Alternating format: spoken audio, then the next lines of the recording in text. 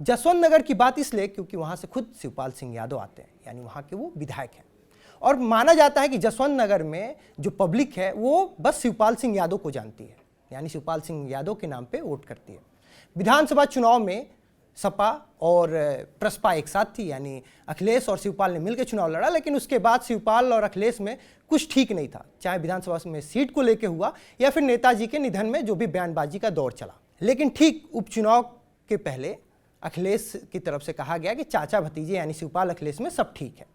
फिर शिवपाल और अखिलेश की मुलाकात हुई और शिवपाल सपा के कैंडिडेट यानी डिंपल यादव के चुनाव प्रचार के लिए मान गए। लेकिन जसवंत नगर की पब्लिक क्या कहती है, एक बार हम अजय बाथम की रिपोर्ट देखते हैं। नमस्कार, TV9 में आपका स्वागत है। मैं अजय बाथम। आज हम चर्चा करेंगे लोकसभा के चुनाव पर। मैनपुरी सीट से उपचुनाव हो रहा है और इस समय हम लोकसभा के बारे में बात करेंगे और हमारे साथ कुछ लोग हैं जिनसे चर्चा करते हैं। क्या नाम है? आशीष पटेल, विकासशील समाजवादी पार्टी प्रदेश महासचिव पिछड़ा वर्ग। अच्छा, चाचा भतीजे एक हो गए हैं और मैनपुरी की सीट पर सभी की प्रतिष्ठा लगी हुई है, तो क्या लगता है सपा उम्मीदवार जो डिंपल यादव हैं कितनी मजबूत हुई चाचा भतीजे एक होने के बाद? मैं आपको बताना चाहता हूं कि प्रगतिशील समाजवादी पार्टी के मुखिया आदरणीय शिवपाल सिंह यादव जी और समाजवादी पार्टी के मुखिया आदरणीय अखिलेश यादव जी के मिलन ने इस सीट पर बूस्टर का काम किया है। जिस प्रकार एक मनोबल से बढ़ा हुआ सिपाही लंबी से लंबी युद्ध रेखा को पार कर जाता है और मनोबल से डाउन हुआ सिपाही कितना भी ताकतवर हो पीछे रह जाता है, उस प्रकार से ये सीट प्रचंड बहुमत से समाजवादी पार्टी की प्रत्याशी डिंपल यादव जी जीतने जा रही हैं।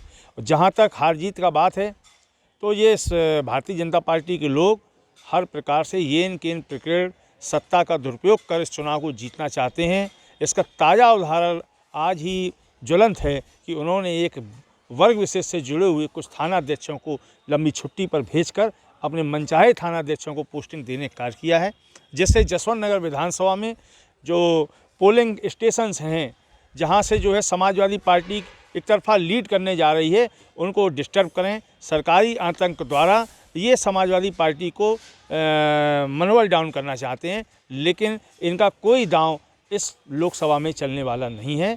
आदरणीय डिंपल यादव जी का आपको आशीर्वाद पूरी मैनपुरी लोकसभा का है। साथ ही जसवंत नगर विधानसभा इतिहास रचने जा रही है। कम से कम 1 लाख वोटों से आदरणीय डिंपल यादव जी यहाँ से चुनाव जीतें। तो इन्होंने बताया कि डिंपल यादव 1 लाख वोटों से जसवंत नगर से जीत के जाएंगी। और अभी हमारे साथ और भी लोग हैं, इनसे बात करते हैं, क्या कुछ कहते हैं। हाँ, मोइन अंसारी, पूर्व सभासद समाजवादी पार्टी। मैं ये कहना चाहता हूँ कि मैनपुरी का उपचुनाव जो है उसमें डिंपल जी आदरणीय शिवपाल सिंह जी के आने के बाद बहुत प्रचंड बहुमत से जीतेंगी, ये निश्चित है। ये भी तय है कि भाजपा के लोग एन कैन हमको हराने की कोशिश करेंगे और वो लगे हुए हैं। उन्होंने काफ़ी स्टाफ को चेंज किया है, कुछ लोगों को यहाँ बुला लिया है। बहुत बड़ी भीड़ से भारतीय जनता पार्टी के लोगों की यहाँ आ चुकी है, लेकिन सबके बावजूद हम प्रचंड बहुमत से जीतेंगे।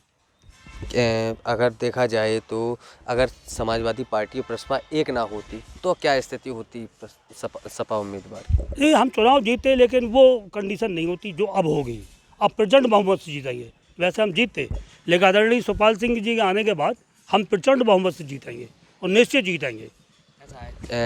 जो मुलायम सिंह यादव जो चुनाव जीते थे पिछले बार के अपेक्षा इस बार काफ़ी कम वोट रहे थे, क्योंकि महज पिछली बार जो जीते थे तो 1 लाख से ऊपर जीत हुई। अब की बार 1 लाख से नीचे 94,000 कुछ वोटों से ही महज जीत पाए थे और ग्राफ गिरता जरा आ रहा। क्या लगता है इस बार ग्राफ घटेगा या बढ़ेगा? नहीं, ग्राफ बढ़ेगा। कारण ये था कि आदरणीय नेताजी वो अस्वस्थ थे और वो ज़्यादातर लोगों से मिल नहीं पाए थे, तो वो इसलिए इस कंडीशन में रहा था वो। और चूँकि आम चुनाव था, ज़्यादा कार्यकर्ता भी हिस्सा नहीं ले पाए थे, लेकिन इस बार सारे कार्यकर्ता लगे हुए हैं। हम प्रचंड बहुमत से जीतेंगे और ये रिकॉर्ड टूटेगा नेताजी का। ठीक है, हमारे साथ और भी लोग हैं जिनसे बात करते हैं। इस समय बीजेपी भी अपना पूरा दमखम लगाए हुए है, समाजवादी पार्टी की भी प्रतिष्ठा लगी हुई है और बीजेपी कहीं ना कहीं हर दांव ऐसा खेल रही है, तमाम अपने नेता मंत्री वगैरह को यहाँ पर मैनपुरी की सीट जीतने के लिए ला रही है। क्या लगता है ऐसे में समाजवादी पार्टी बीजेपी के सामने टिक पाएगी, क्या लगता है? बीजेपी कामिल कुरैशी प्रस्पर बीजेपी समाजवादी पार्टी के सामने अब टिक नहीं पाएगी।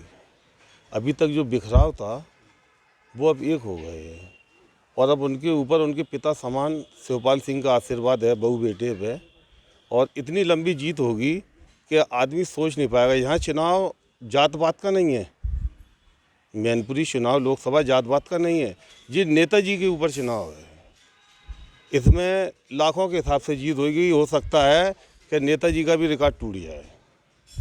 बीजेपी बराबर कह रही है कि हम यादव समाज पे भी सेंध लगा रहे, मुस्लिम समाज पे भी सेंध लगा रहे, तमाम हमारे साथ हर समाज का लोग है और भारतीय समाजवादी पार्टी के साथ सिर्फ यादव समाज और मुस्लिम समाज ही है, और जिसमें भी हमने सेंधमारी कर ली है। क्या लगता है? यहाँ जात पात का है नहीं चुनाव, यहाँ जात पात का चुनाव नहीं है। ऐसे तो मुस्लिम यादव 6 लाख के करीब है लगभग, तो भी वो जीत जाएंगे। इन्हें सारी जात के वोट मिल रहे। हमने कई क्लिपें देखी यूट्यूब पे कि लोग भाई जी कह रहे हैं भाजपा का वोट किस कारण दें, कौन सी गली बना दी, कौन सा फुटपाथ बना दिया, क्या विकास कर दिया। लोगों का कहना ये है कि 50 लाख का काम एक गिना दो कि अब मैनपुरी ज़िले में 50 लाख का फला काम भाजपा द्वारा हो गया। ये लोगों की सोचें हैं, लोग वहाँ कह रहे हैं। तो वोट किस आधार पर मांग रहे हैं? भाई मंत्री या संतरी पहुँच रहे कि वो वोट डाल देंगे वहाँ, जनता तो मैनपुरी की डालेगी। वो सब शिवपाल सिंह की, अखिलेश जी की, नेताजी की चाहती है जनता, उनको मानती है, उनसे प्यार करती है। और भी लोग हैं जिनसे हम बात करते हैं सीधी तौर पे। क्या नाम है सर आप? आलोक दीक्षित। समाजवादी पार्टी और प्रसपा इस समय एक हो गई है, कितनी मजबूत है। और भारतीय जनता पार्टी भी बराबर कह रही है कि मैनपुरी में इस बार हम कमल खिलाएंगे, क्योंकि वो कई जगह जो चुनाव हुए और जहां सपा की सीटें थी वहां भारतीय जनता पार्टी जीत के आ रही है। ऐसे में काफ़ी कड़ी चुनौती है। क्या लगता है? क्या यहाँ पर जसवंत नगर और मैनपुरी लोकसभा में एक तरफा समाजवादी पार्टी की जीत होने जा रही है। शिवपाल सिंह यादव के आने के बाद उसमें और मजबूती मिलेगी। भाजपा तो अपनी हार मान चुकी है, उनको प्रत्याशी नहीं ढूंढने से मिला। एक जो प्रत्याशी जो समाजवादी पार्टी के ही थे उनको ही लाया गया है, उनको बलि का बकरा बनाया गया है। उनको उनकी बिरादरी के लोग ही वोट नहीं दे रहे हैं। कल ही मैं एक जगह देख रहा था, उन्होंने कहा वो भाजपा की नीतियाँ गिना रहे थे और जनता पीछे से चिल्ला रही थी, गाय हमारे खेतों को चल रही हैं, आप उसकी बात कर रहे हैं। मतलब वो उनका खुद विरोध हो रहा है। वो अपने क्षेत्र में, वो अपने गांव में नहीं जीत पा रहे हैं।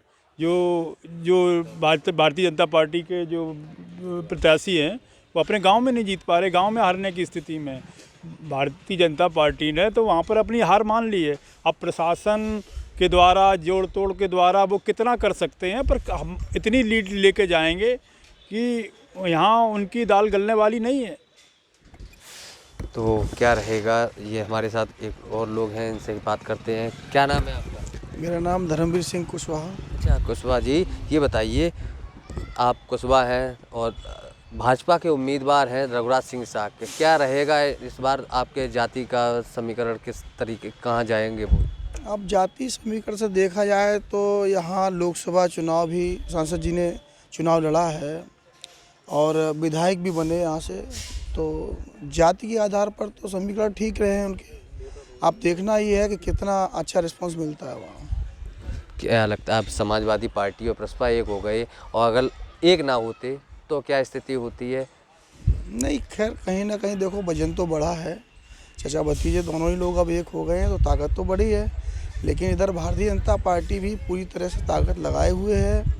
काफ़ी मात्रा में मंत्री जी आए हुए हैं, मंत्री लोग भी आए हैं, विधायक भी लगे हैं, पूरा ताकत लगाए हैं। अब ये देखना है कि जनता किस को वोट करती है, किस सपोर्ट करती है, नतीजे अच्छे आने चाहिए। कौन जीतेगा?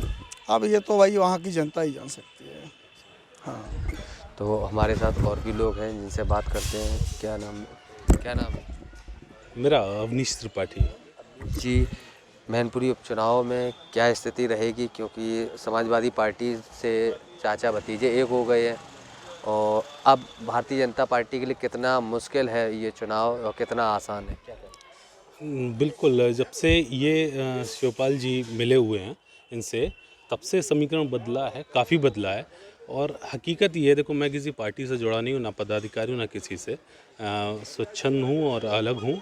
तो हकीकत ये जो अभी जैसे हमारे एक नेताजी कह रहे थे कि किस काम पे वोट होगा, मैनपुरी का चुनाव ना ही विकास पे लड़ा जाएगा, ना ही काम पर होगा, कोई भी इस तरीके का मुद्दा नहीं। समाजवादी पार्टी की तरफ से केवल एक मुद्दा है, आप वो देखिए, वो भी अपने कोई ना काम गिना रहे हैं ना कोई बात कर रहे हैं, विकास की कोई बात नहीं की जा रही है। केवल वो नेताजी की याद में, नेताजी की स्मृति पर उनकी जो अस्मिता है उस पर चुनाव लड़ रहे हैं। और काम की बात करेंगे, अगर लोगों को इस समय देखना है मैनपुरी में भविष्य क्या है, राजनीतिक भविष्य क्या है, जो छोटे कार्यकर्ता हैं उनका भविष्य कैसा है, उन्हें कहाँ पर अपना फ़ायदा दिखेगा। सीधी बात कहता हूँ, फ़ायदा कहाँ दिखेगा। रही बात भाजपा के प्रत्याशी की, वो भी हकीकत ये है, कोई भी देश की और उसकी बात नहीं करता, प्रदेश की। वो भी सिर्फ इस वजह से भाजपा में आए क्योंकि उन्हें अपना भविष्य भाजपा में दिख रहा था। यहाँ से उनको टिकट भी मिला, भाजपा ने भी उन्हें निराश नहीं किया। अब रही बात जो जातीय समीकरण, निश्चित तौर पर शाक्य वोट भी काफ़ी मात्रा में वहाँ पर है। यादव वोट में निश्चित ये करना है यादव समाज को कि यादव जात में देखो, जो नॉर्मल इंसान है वो नेताजी के नाम पर वोट देगा। जो थोड़ा सा भी बुद्धिजीवी इस सेंस में कह सकते हैं कि अपना फ़ायदा नुकसान जो देखता है, उसको ये देखना है कि उसको केवल इस सीट से फ़ायदा मिलेगा या प्रदेश में योगी सरकार है वहाँ से उसको ज़्यादा फ़ायदा मिलेगा। कई ऐसे हैं बुलडोज़र चलने का जो डर लोगों में है।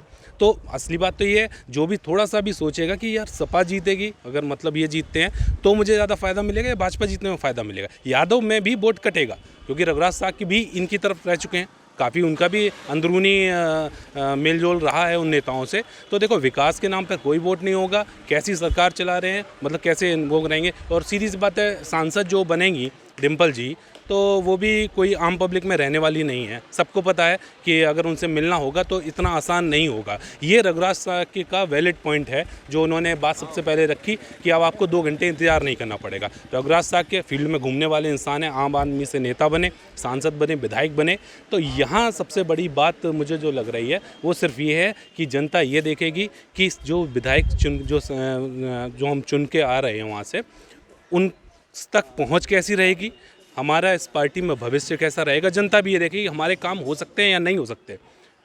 बस ये मुद्दा रहेगा। विकास कोई बात नहीं है। जातीय समीकरण एक बड़ा मुद्दा रहेगा। जातियों में भी जो फिक्स वोट है मायावती की तरफ से कोई नहीं है। वो वोट मायावती जी का आदेश आता है या जो भी है वो कहाँ जाता है, वो इससे भाजपा को फ़ायदा मिलता है। क्या मायावती का जो वोटर है ये समीकरण बिगाड़ेगा समाजवादी के लिए भी या भाजपा के लिए, किधर जाएगा? निश्चित तौर पे ये मैटर करेगा। हालांकि सपा वाले कभी जब वहाँ पे फूलपुर शायद कहाँ पे चुनाव हुए थे तो वहाँ पे भी ये करते, बसपा लड़ती है तो ये कहते हैं कि बसपा भाजपा को जिताने के लिए लड़ती है, नहीं लड़ती है तो भी यही कहते हैं कि बहन जी नहीं लड़ रही जानबूझ के ताकि उनका वोट उधर शिफ्ट हो जाए। ठीक है, तो निश्चित तौर पे ये बहुत बड़ा मैटर करेगा कि ये दलित वोट किस तरफ जाएगा। यादव वोट अगर पूरा मान लिया जाए इनकी तरफ जाएगा, मुसलमान भी जाएगा निश्चित तौर पे, लेकिन जो शाक्य वोट है इसके अलावा और भी जाति के वोट हैं, क्योंकि भाजपा ने निश्चित तौर पे वोट तो खींचे हैं, दलितों के वोट खींचे हैं, तभी एकदम से प्रचंड बहुमत उनको मिला है। तो वोट तो भाजपा खींच रही है।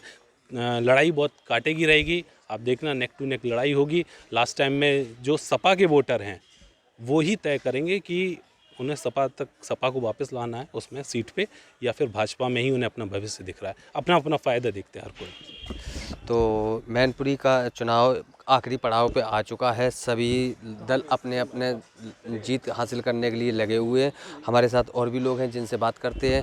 क्या कुछ रहे, क्या नाम है? विद्याकांत यादव। विद्याकांत यादव, ये बताइए, समाजवादी पार्टी के उम्मीदवार डिम्पल जी हैं और चाचा के आने के बाद कितनी मजबूत हुई? चाचा के आने के बाद जसवंत नगर में बहुत सारी मजबूती प्राप्त हुई है। आप ऐसे मान के चलिए कि जसवंत नगर से प्रचंड बहुमत मिलेगा, जो चाचा अपना रिकॉर्ड भी तोड़ देंगे इस बार। भारतीय जनता पार्टी भी तो तमाम दावे कर रही है कि वो मैनपुरी में कमल खिलाएगी, क्या लगता है? नहीं, आपकी बात सही है, वो अपने दावे कर रही हैं, पर महिला प्रत्याशी होने के कारण डिम्पल यादव जी जिस तरह से महिलाओं के बीच में सबसे ज़्यादा आधी आबादी का वोट उन्हें मिलेगा, वो किसी जाति का हो, किसी धर्म का हो, ये कोई मायने नहीं रखता है। महिलाओं का वोट ही इस चुनाव में महत्वपूर्ण भूमिका अदा करेगा। तो महिलाओं क्या वोट बहुत ज़्यादा महत्वपूर्ण रहेगा, ये बात बिल्कुल सही है। क्या स्थिति आएगी वो समय बताएगा। अब बीजेपी भी कभी पीछे नहीं हट रही है। बीजेपी अपना वहाँ पे कमल खिलाने की पूरी प्रयास कर रही है। तमाम नेता मंत्री, बड़े बड़े नेता दिग्गज इस समय भारतीय जनता पार्टी के मैनपुरी में पैर जमाए हुए हैं। वो भी यह सीट जीतना चाहती है। जिस प्रकार से अन्य लोकसभा के चुनाव में सीटें जीती हैं, तो वो भी दावे कर रहे हैं कि मैनपुरी में भी इस बार हम ही जीतेंगे और सपा के गढ़ में अपनी सेंध मारेंगे और यहाँ से चुनाव जीतेंगे। सैफई से अजय कुमार बाथम, TV9।